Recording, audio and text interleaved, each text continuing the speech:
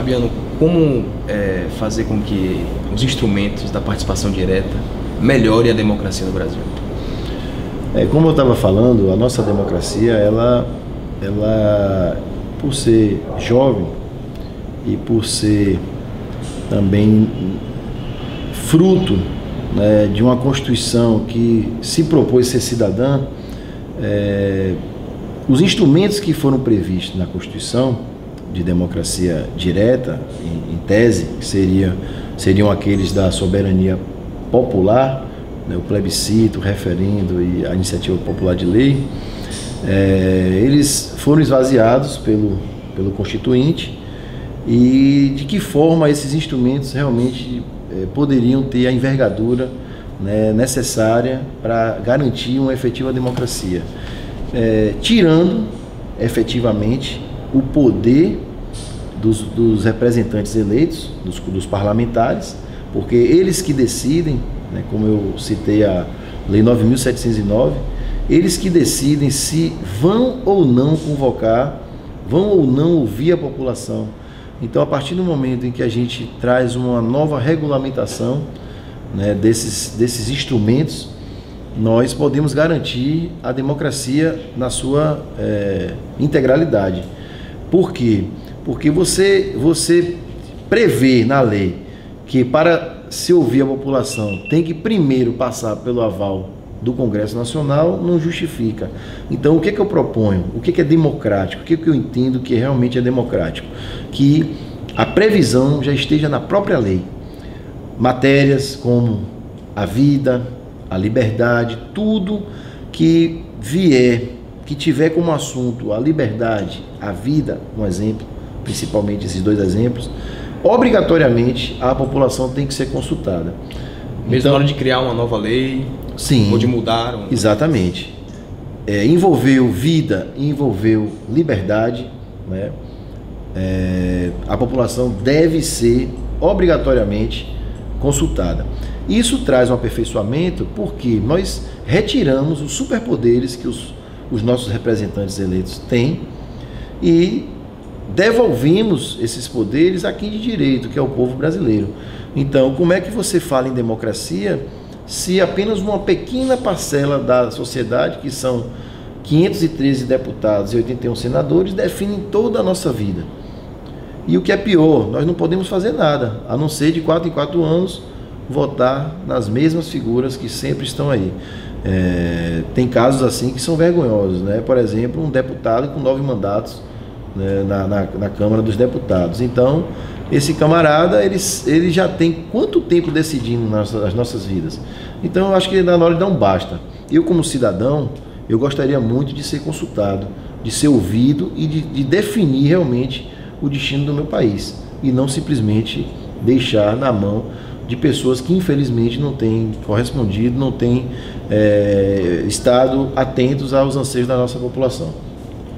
Você falava do Instituto do Recall. Sim. Ele não seria assim um fator de instabilidade para, por exemplo, um executivo eleito? Uhum.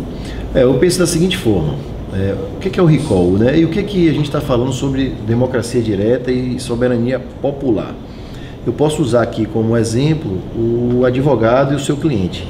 Um advogado, ele só pode atuar em juízo se ele tiver um mandato, uma procuração. E em juízo, ele não pode militar desprezando os interesses do cliente dele. Porque se ele assim o fizer, o cliente revoga a procuração. O recall, né, que é essa reavaliação, é justamente isso. Ora, se eu posso dar um mandato, por que eu não posso retirá-lo? E eu não penso que isso gera instabilidade, pelo contrário, eu acho que gera responsabilidade.